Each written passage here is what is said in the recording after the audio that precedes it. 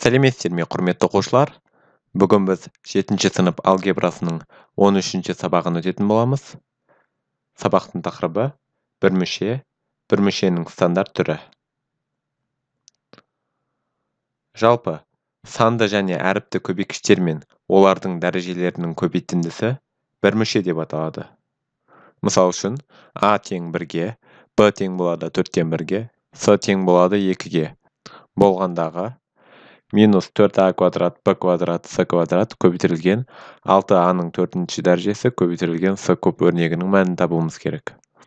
Мұндағы 4а квадрат, b квадрат, с квадрат көбейту 6аның 4-ші дәрежесі көбейту с-ның 3-ші дәрежесі деп отырғанымыз бір мүше. Өйткені бір мүшенің анықтамасын айтқан кезде біз айтып кеттік, санды және әріпті өрнектері көбейгіштер мен олардың дәрежелерінің көбейтіндісін бір мүше деп атаймыз. Мына жерде көріп тұрсыздар, санды өрнектер де бар, әріпті өрнектер де бар, және олар бір-біріне өзара көбейтіліп тұр. Сол себепті бізде бұл өрнегіміз бір мүше болып табылады.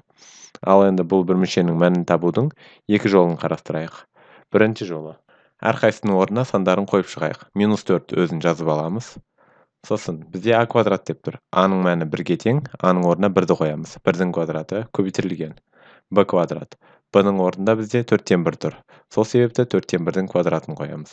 С квадрат, С-ның орнында 2, сол себепті 2-ның квадраты болады. Көбейтілген 6 өзін жазып аламыз. А-ның орнына 1-ді қойдық.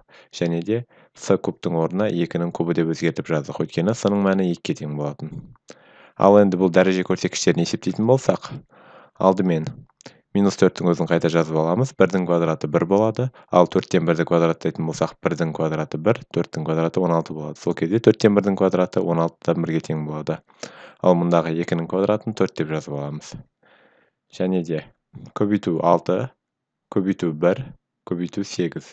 2-ның 3 дәрежесі 8-ге тең болады. Ал 1-дің 4 дәрежесі деп отқанымыз 1-дің өзіне тең.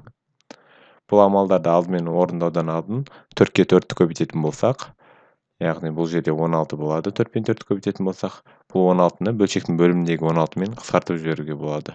Сол кезде 1 қалады. Ал 6-ны 8-ге көбейтетін болсақ, 48. Бізде мына жерде 4-тің алдында минус болған. Барлықтарын қысқартып жіберген кезде мына жерде -1 деген сан қалды. Ал 48-ді -1-ге көбейтетін болсақ, -48 деген жауапты аламыз. Ал енді екінші жолын қарастырайық.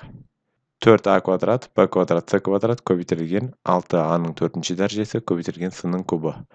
Ең алдымен сандарды санға ұқсас мүшелерін бір-біріне көбейтіп шығайық. Бұл кезде -4-ке 6-ны көбейтетін болсақ, -24 болады. Ал а-ның квадратына а-ның 4-ші дәрежесін көбейтетін болсақ, негіздері бірдей болып отыр, дәреже көрсеткіштерін қосамыз. Сол кезде 2-ге 4 қоссақ, а-ның 6-ші дәрежесі шығады. Және де b-ның квадратына ешқандай көбейтілетін амал жоқ, оған ұқсас нәрсе жоқ, сол себепті b-ның квадратын өзін жазамыз. Ал с-ның квадратына с-ның 3 дәрежесін көбейтетін болсақ, бізде с-ның 5-ші дәрежесі шығады. Енді бұл жердегі а-ның, b-ның және с-ның орнына мұнда тұрған мәндерді қойып шығайық. Сол кезде өрнек мына түрге келеді. Бізде а-ның орнында 1 тұр, 1-дің 6-ші дәрежесі, b-ның орнында 4-тен 1 тұр, 4-тен 1-дің квадраты, және де с-ның орнында 2 тұр, 2-ның 5-ші дәрежесі. Мұның дәреже көрсеткіштерін есептейтін болсақ, 24 көбейтілген 1, 1-дің 6-ші дәрежесі 1 болады. Ал 4-тен 1-дің квадраты жаңа ғана айттық, 16-тан 1 шығады. Көбейтілген 2-ның 5 дәрежесі деп отырғанымыз 32-ге тең. Бұл жерде 16 мен 32-ні бір-біріне қысқартамыз, сол кезде 2 қалады. Ал 2-ні -24-ке көбейтетін болсақ, тағы да -48 деген жауапты аламыз. Ал біздегі мына жерде шыққан -24 а-ның 6-ші дәрежесі b-ның квадраты көбейтілген с-ның 5 дәрежесі дегеніміз бір мүшенің стандарт түрі деп аталады. Немесе стандарт түрдегі бір мүше. Өйткені бастапқы кезде -4а квадрат, b квадрат, с квадрат көбейтілген 6аның 4-ші дәрежесі көбейтілген с-ның кубы деп тұрған кезде бізде стандарт түрде жазылмаған. Өйткені бұл жерде ары қарай амалдары орындауға мүмкіндігіміз болды.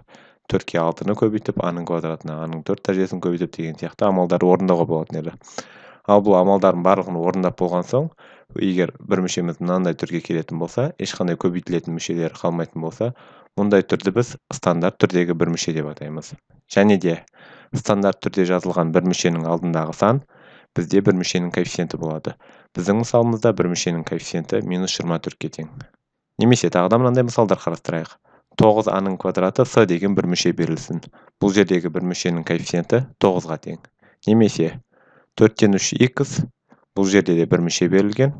Бұл жерде бір мүшенің коэффициенті 4-тен 3-ке тең болады. Әдетте, 1-ге тең коэффициент жазылмайды. Өйткені, 1-ге көбейткеннен кейін өрнектің мәні өзгермейді.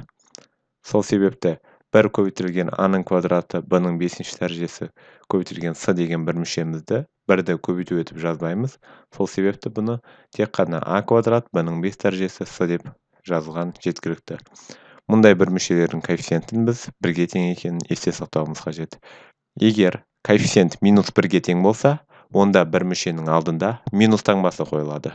Мысал үшін, -1 көбейтілген m квадрат n-ның 3-ші дәрежесі көбейтілген t.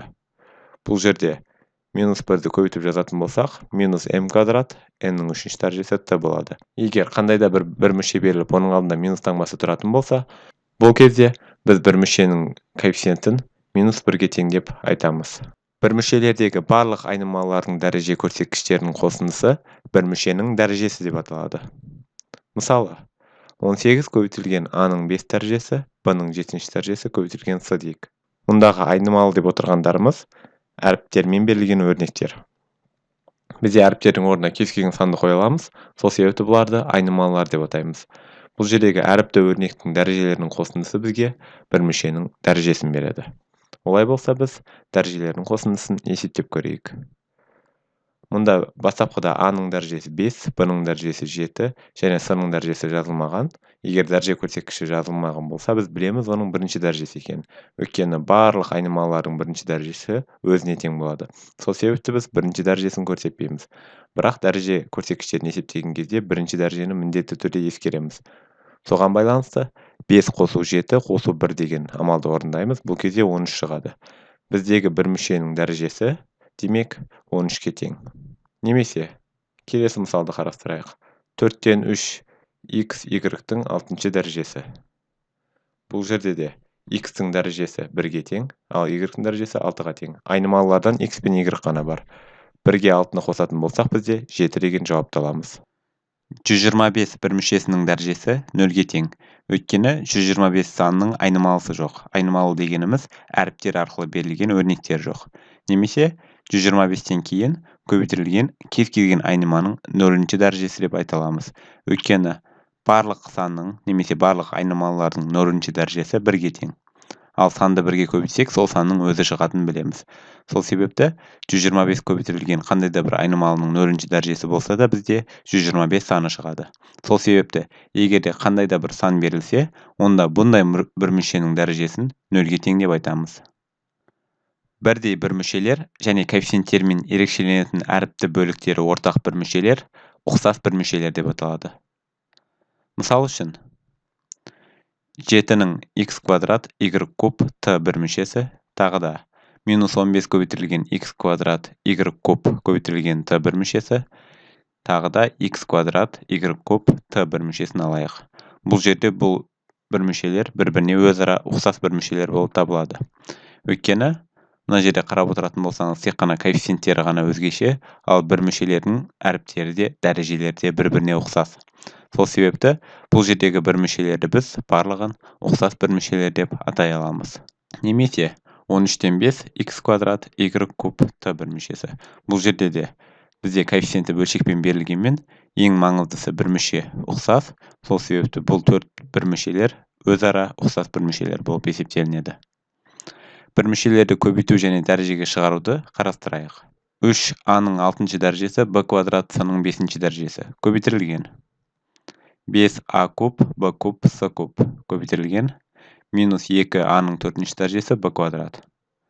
Бұл үшін алдымен коэффициенттерін көбейтіп алайық. Коэффициенттері деп отырғанымыз бір мүшенің алдындағы сандар 3, 5 және -2 деген сандар. 3-ке 5-ті көбейтетін болсақ, 15 болады. Ал 15-ке -2-ні көбейтетін болсақ, -30 деген санды аламыз. Ал енді бір мүшенің айнымалыларын бір-біріне көбейтейік. Яғни, ұқсас айнымалылар бұл жерде a-ның 6-ші дәрежесі, a-ның 3-ші дәрежесі және a-ның 4-ші дәрежесі. Егер a-ның 6-ші дәрежесіне a-ның 3-ші дәрежесін көбейтетін болсақ, сандарды біз көбейтіп отырмыз. Негіздері бірдей айнымалыларды, негіздері бірдей айнымалылар көбейткен кезде негізі өзі жазылып, дәреже көрсеткіштері қосылатын. Сол себепті бұл жерде аның 6-шы дәрежесіне 3-ші дәреже қосылады, 9-шы дәреже болады аның, және оған 4-ші дәрежені қосқан кезде аның 13-ші дәрежесін аламыз. Келесі, b айнымалыларын көбейтіп көрейік. b квадрат көбейтілген b-ның 3-ші дәрежесі көбейтілген b квадрат. Бұл кезде де айнымалының өзі жазылып, дәреже көрсеткіштерін қосамыз. Өйткені айнымалылар бірдей болып отыр. b-ның 2-ші дәрежесіне 3-ші дәрежесін қоссақ, 5-ші дәреже шығады. Ал 5-ші дәрежеге 2-ші дәрежені қосатын болсақ, b-ның 7-ші дәрежесін аламыз. Және де соңғы бізде айнымалымыз s-ның 5-ші дәрежесіне s-ның 3-ші дәрежесін көбейтуіміз керек. Арасында көбейту белгісі тұр. Бізде 3-ші айнымалымызда s жоқ, сол себепті тек қана s-ның 5-ші дәрежесіне s-ның 3-ші дәрежесін көбейткен жеткілікті. Бұл жерде де айнымалының өзін жазып аламыз, дәреже көрсеткіштерін қосамыз. 5-ші дәрежеге 3-ші дәрежені қосқан кезде біз s-ның 8-ші дәрежесін аламыз. Бір мүшені натурал дәрежеге шығарғанда бір мүше шығады. Бір мүшені дәрежеге шығару үшін оның әрбір көбейткішін, санды немесе әріпті берілген дәрежеге шығару керек. Мысал үшін, 3-тен 2 ab квадрат s-ның 5-ші дәрежесінің жақшаның сыртында квадраты. Анықтамаға қарайтын болсақ, бұл жерде 3-тен 2 ab квадрат s-ның 5-ші дәрежесі бізде бір мүше болып отыр. Бұл бір мүшені дәрежеге шығару үшін ең алдымен біз сандарды да, айнымалыларды да осы дәрежеге шығаруымыз керек. Бізде 3-тен 2 санының дәрежесін табатын болсақ, оны жеке-жеке дәреже ретінде жазуға болады, 3-тен 2-ның квадраты деп.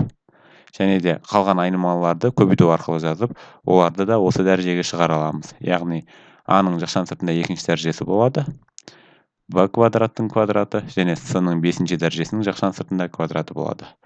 Сыртында тұрған дәреже жақшаның ішіндегі бір мүшенің барлық мүшелеріне тиісті. Соны біз ашып жазып шықтық. Енді мұндағы дәрежені дәрежеге шығару тақырыбында өткен болатынбыз. Жақшаның ішінде және сыртында дәрежелер тұратын болса, біз не істейтінімізді. Сол себепті сол тақырыпты еске түсіреміз. Ең алдымен 3-тен 2-ның квадраты деп отырғанымыз, жақшаның сыртындағы квадрат 3-ке де 2-ке де тиісті. Сонда бізде 9-дан 4 шығады. Көбейтілген a квадраттың өзін жазып аламыз. b квадраттың квадраты. Бұл кезде жақшаның ішіндегі 2-ші дәреже мен сыртындағы 2-ші дәреже көбейтіліп, b-ның 4-ші дәрежесі болады. Ал соңғы s-ның 5-ші дәрежесінің жақшаның сыртында квадрат деп отырғанымыз, жақшаның ішіндегі 5-ші дәреже мен жақшаның сыртындағы 2-ші дәреже көбейтіліп, s-ның 10-ші дәрежесі шығады.